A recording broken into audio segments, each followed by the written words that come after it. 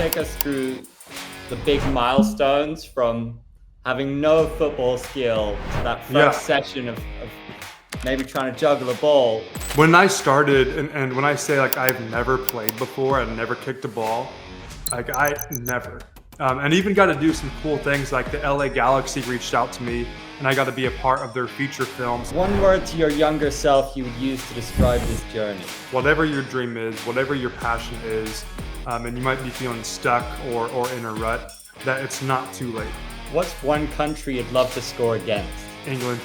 Are we going through a special moment in US soccer right now with, Messi and Luis Suarez? Messi is way bigger than LeBron James. Blows people's minds here. Like they just don't realize Messi's my GOAT, absolutely. But when it comes to how I want to train, I mean, it's Ronaldo.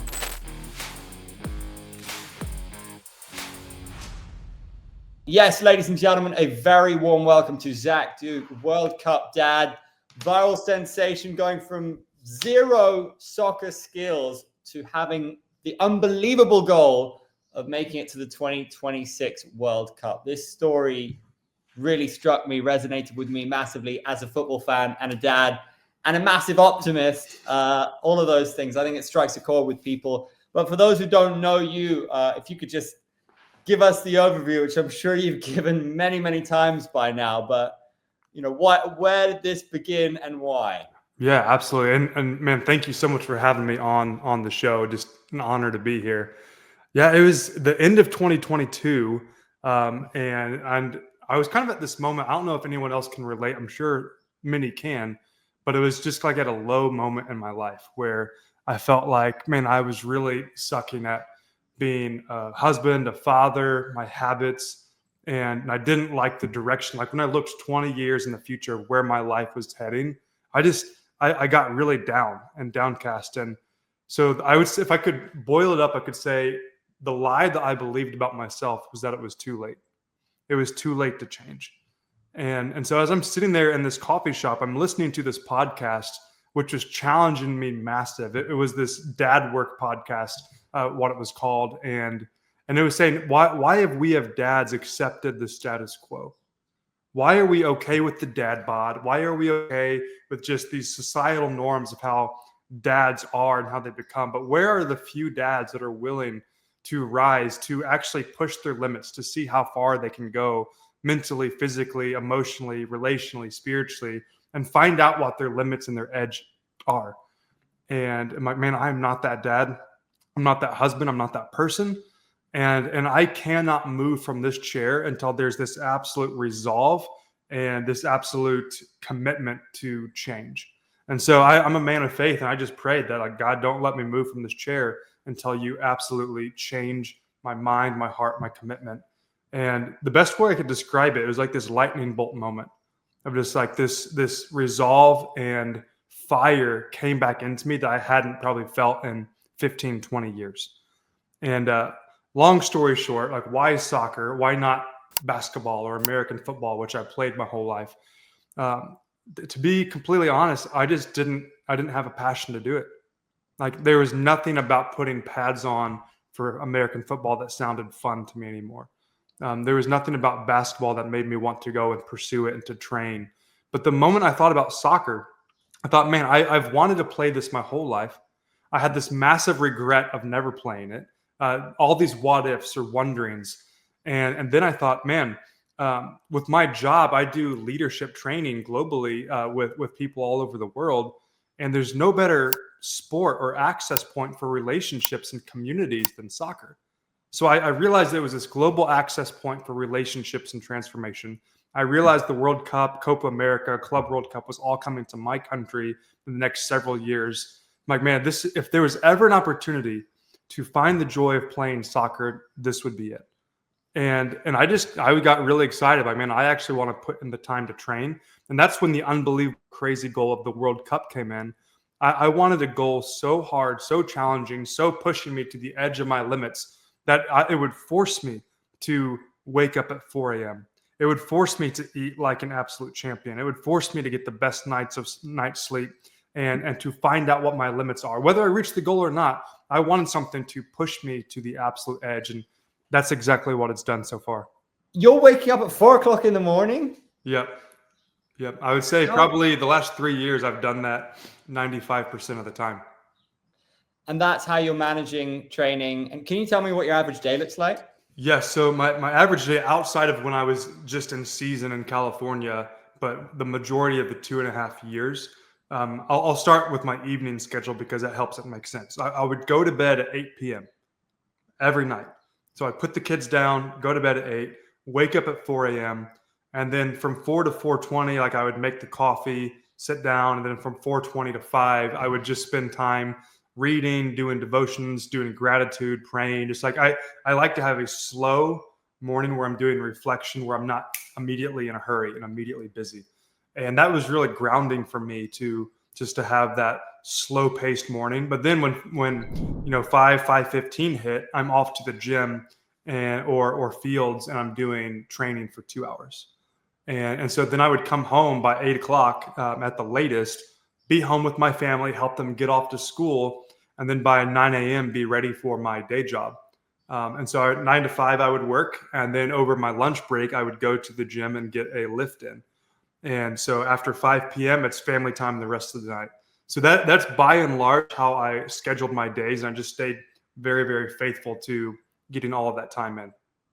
Is this individual training or collective training? It's been in phases. In the first year, I would say it was mostly individual training. In the last 2 years, it's been a lot of partner training and team training.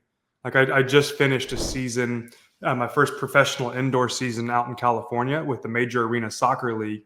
And so from October till April, we had team training every day and sometimes twice a day. Can you take us through, because a lot of people watching this will be the first time they're encountering your story. Can you take us through the big milestones from having no football skill to that first session of maybe trying to juggle a ball to the big milestones of where you are now? Yeah, 100%. So when I started, and when I say like I've never played before, I've never kicked a ball, like I never. The only thing that you could count is like in a gym class, or like when I was in 5 years old, when there was like one season of rec league when I was picking the grass, which I don't, maybe others count that. I don't count that. I did not even play the sport. So like I started from zero, and the first time trying to kick a ball, juggle a ball, I felt like a dinosaur. Like just, it was awful. And first day I'm just like, what am I doing? This is insane. So the way I kind of built out my mindset is for the first 3 months, I'm not going to go play at all, not even pick up. I'm just going to work on doing the basics, working on ball mastery, working on passing against a wall, working on juggling. And then 3 months later, still absolutely suck, but now I can start to try to, play in a literally co-ed rec league, like guys and girls that are just there, non-competitive, just having fun. So and I was petrified. Like every step along the way, I was scared. Like to play co-ed for fun, no competition with guys and girls, I was petrified because I had never done it. My goal was now out there, so I knew I was probably looking like an idiot. And I'm just like, I have to do this scared. Every step along the way, I have to do this scared. And so I played a couple seasons of rec league, which is like 2-month segments. And then after that, I'm like, okay, I need to challenge myself more and play in an amateur league.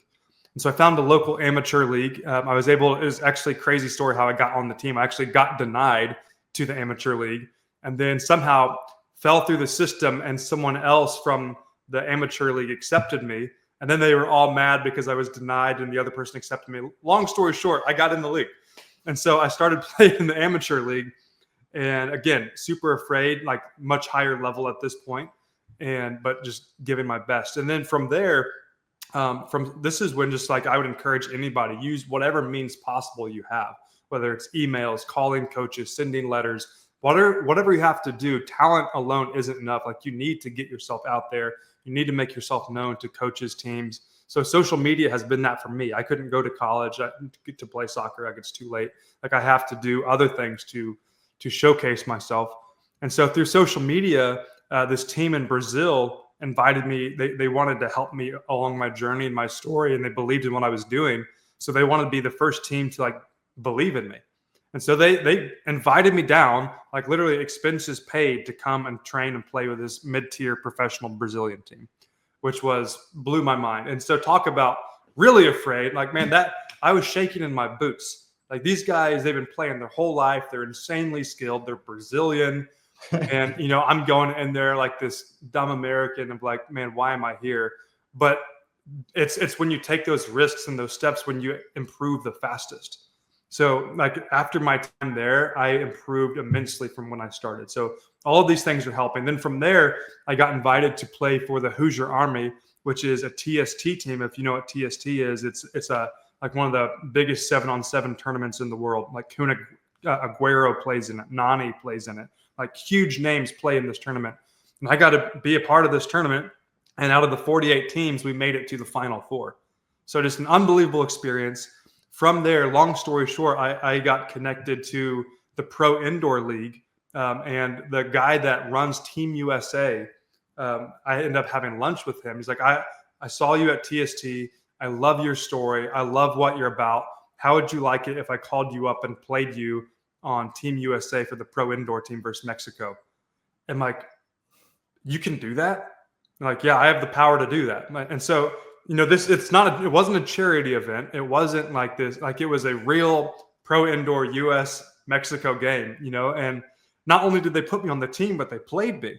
Like, I was shocked. It's like, this is getting insane. And so from there, I got invited to the major arena soccer league pro combine, where they have a draft at the end of the combine. There's like 90 participants there, and they'll draft like 20 or so people. And so I'm like, this would be a great experience. I'll go, I'll learn. Wouldn't you believe it? I end up getting drafted. I'm just like, what is going on? So I end up getting drafted by this pro team.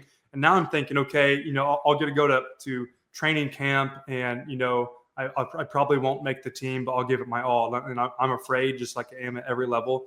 And so the training camp is 2 weeks there before they make the cuts, and I make the team. And I'm like, what is going on? So I make the team, and I'm there and play the whole season, and just make some incredible friendships, a phenomenal coach, phenomenal organization with the Empire Strikers. Just absolutely love my time there. Still a part of the team. Hopefully getting to go back again this next season unless other doors open up. But yeah, that's been the journey so far. And even got to do some cool things, like the LA Galaxy reached out to me, and I got to be a part of their feature film. So if you go to any home game, I know it's been a tough season. I really feel for them right now. But if you go to any home game, they'll play this like 1 minute video before kickoff. Literally about to have kickoff, they'll play this hype video, and I'm one of the main people in that video, which is crazy. So just a lot of just cool opportunities have opened up, and we'll see, where the doors lead from here. But I'm just going to continue taking risks, continue doing things scared, even if it's hard, and going for it.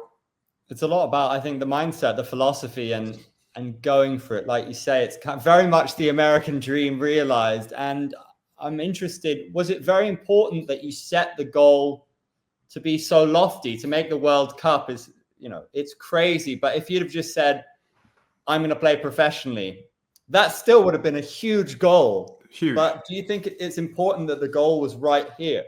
I think for me, it was important. I think everybody is wired and built a little bit different. So some people could have been just as motivated by saying, I want to get in shape.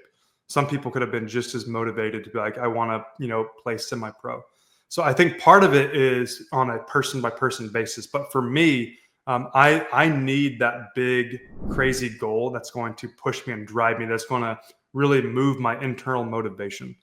And so it really worked for me. Like I can guarantee you, if I just wanted to get good at soccer or play rec league or semi-pro, I wouldn't have woken up at 4 a.m. for the last 3 years to train my butt off. I just wouldn't have done it. Like I needed something that would push me that far. So I would say there's probably a lot of people wired like that, but also a lot of people not.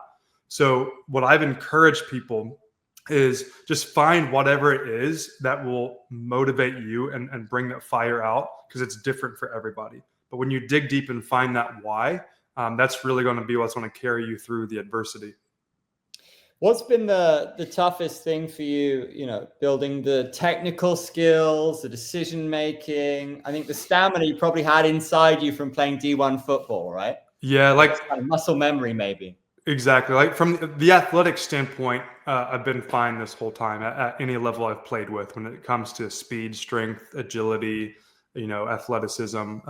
That comes naturally for me, thankfully, which I think has like really, really accelerated my journey just because I can hang athletically with the best of the best. And I knew I could because the level that I played in football, like I knew what elite was and I knew that I had that in me. The hardest part, I mean, by far, like soccer, football is it's such a technical sport. It's so intricate. Like it's simple, but it's so intricate. And so just the simplest things of putting a touch out in the right space, the decision making, knowing where the man is on you. Man, that stuff has been so hard. Like my respect for people that do it effortlessly and have played their whole life is like through the moon, through the roof. And so, yeah, that's been the hardest part. I take that back. That's been one of the hardest parts. The hardest part for me has been the mental battle by far. Like just every day fighting all of just the different lies and limiting beliefs and discouragements and fighting for the right mindset, fighting for the right frame of reference on how to see myself as part of this journey, because I'm someone who I'm never satisfied. Good is never enough. And I'll never find a bigger critic than myself. There's not been one point of this journey where I'm just like, man, I can really do this now. Like I've never thought that. I've thought, man, I need to improve here. I need to improve here. I need to improve here. And so just trying to balance that mindset of like, man, be grateful for how far I've come because I've improved a heck of a lot, but I'm not satisfied for where I want to be. So the mental game, I think, has been really, really challenging. Is there any guys on YouTube you'd like to shout out who in the early days were really helpful? Did you pick up anything from YouTube? Yeah, 100%. I would say number one would be Michael Lewis Cunningham. His YouTube, I believe, is 7MLC.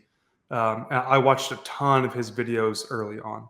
And when people have DM'd me on Instagram about like, hey, how can I get better? I actually have a training program now, but for the first 2 years I didn't. I'm like, hey, here's what I did. Watch this guy's YouTube channel. He's got everything that you want they could possibly learn, from the simplest to the most advanced.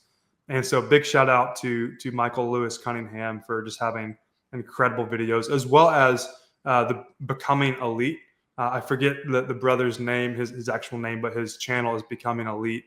And he has a lot of amazing stuff. So many incredible people along the way that I've learned from. Are we going through a special moment in US soccer right now with Lionel Messi and Luis Suarez, Olivier Giroud playing in the league? 100%. I mean, without a doubt, they have raised everything about soccer from attendance to intrigue to people playing in cities across America that wouldn't before. Like growing up, I never saw people wearing soccer jerseys ever, anywhere, like zero.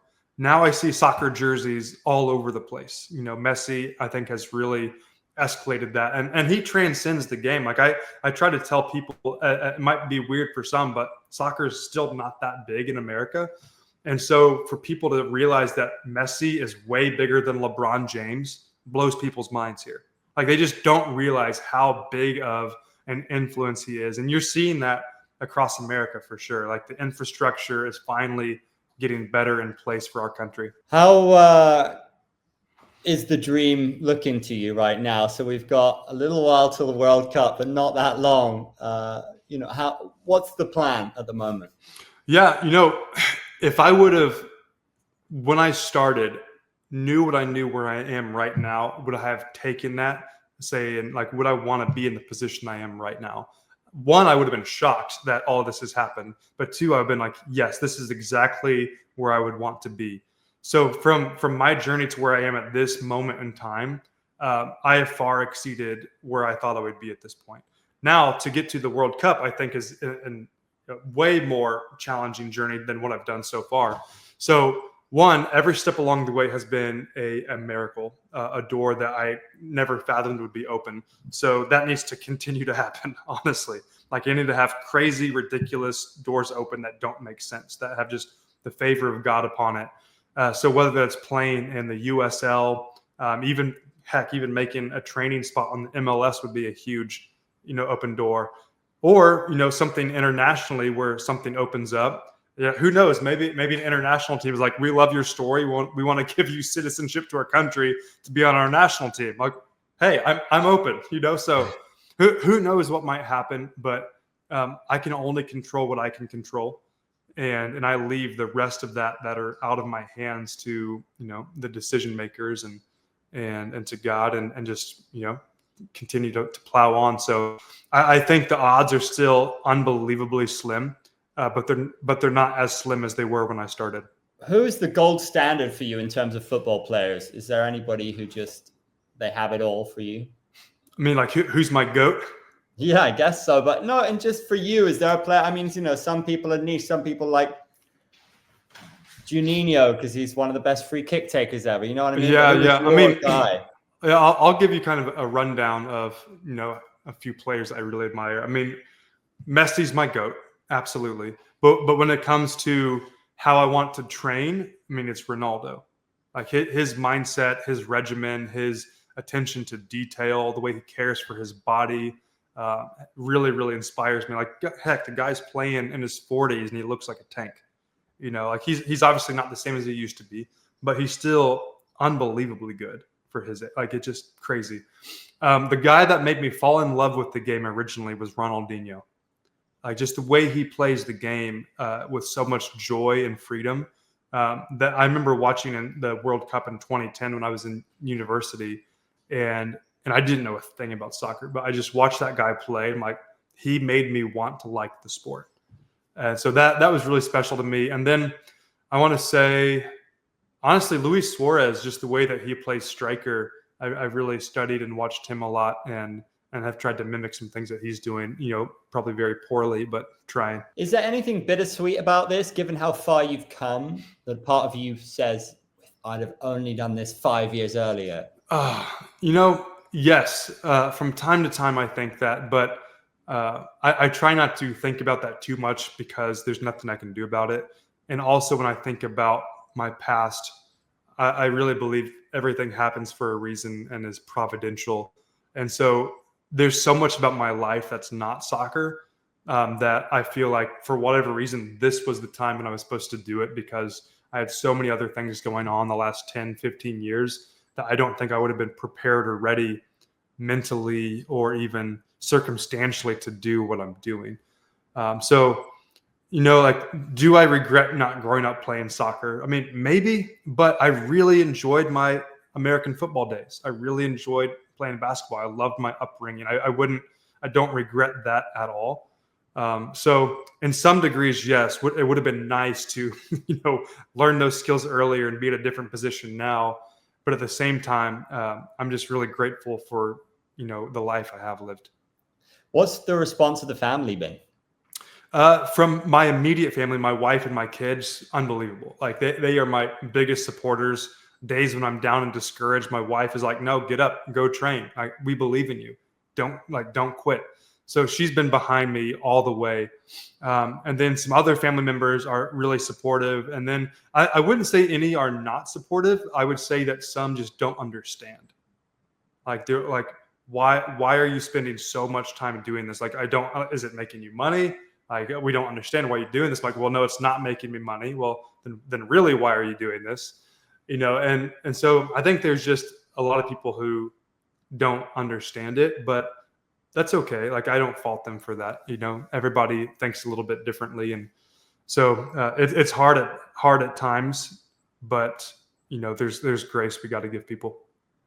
You seem to have a natural flair for content, which of course can make you money, and brands, I'm sure, are interested. Do you enjoy that side of the game, making content, storytelling? I really enjoy storytelling. I don't enjoy editing. And I enjoy coming up with the concepts. I really wish I had like a full-time videographer and editor, because that would then really make it fun. So I enjoy the ideas. I enjoy storytelling. Like, storytelling comes naturally for me. So I enjoy that side of it, but I never, and even still, I don't think of myself as a content creator. I guess by de facto I am, and that's really a lot of what I do. But I never set out to be that, and I don't have like this burning desire to do it. It's more like I have to do it for this journey. And then because of that, I've just gotten better at it. And I would say probably within the last 2 months is when a lot more opportunities have started to come. Like I've started to get, a lot more interest from TV shows and networks and different like really big brands, and working with an agency now. But man, for the first 2.5 years, I didn't do any of that. I was just training my butt off. It's always a dream of mine to have sponsored boots. Have you got a boot sponsor yet?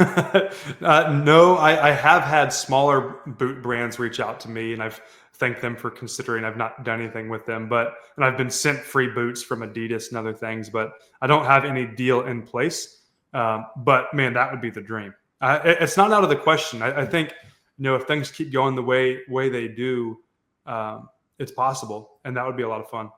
100%. I think no matter what, you're going to be on a field during that World Cup. Yeah, for sure. We'll see for what reason.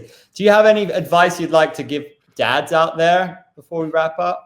Yeah, I would. I would say some of the things that I really have come to see is that whatever your dream is, whatever your passion is, and you might be feeling stuck or in a rut, that it's not too late.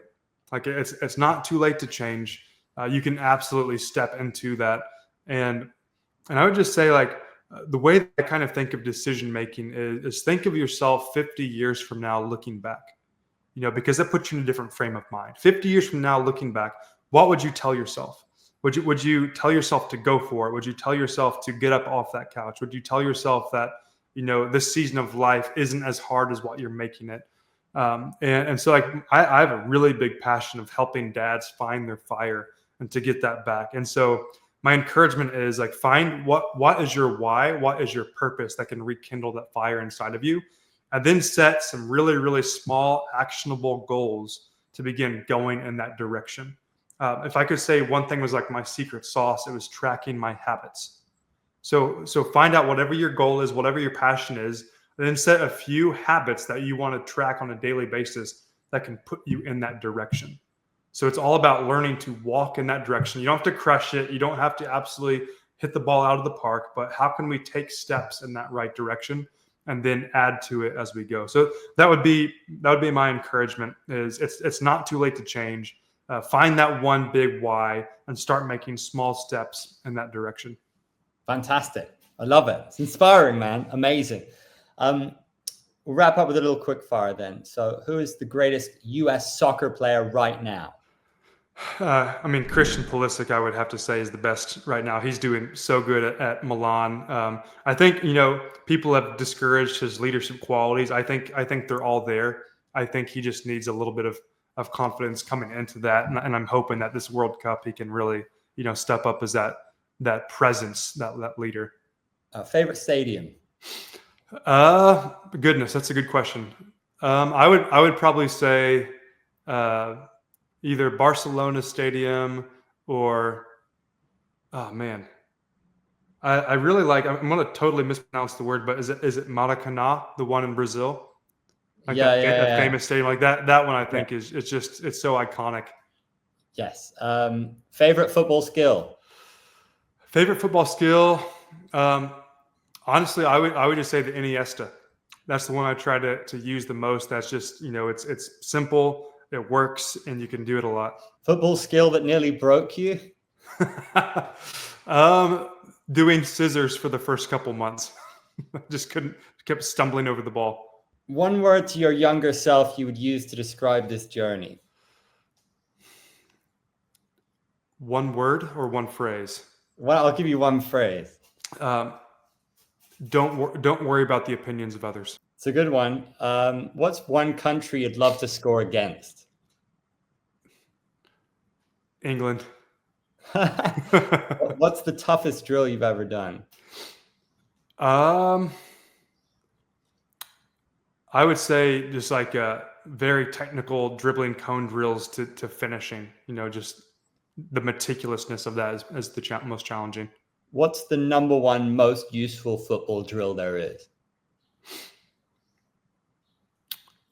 I would say just two cone partner passing where you have to take a touch and you pass it. Like that's if you just have to do one drill the rest of your life, I would do that one. If your story got turned into a movie, what would it be called, and who would play you? Gosh. I mean, I would probably just call it World Cup Dad. And who would play? What's that?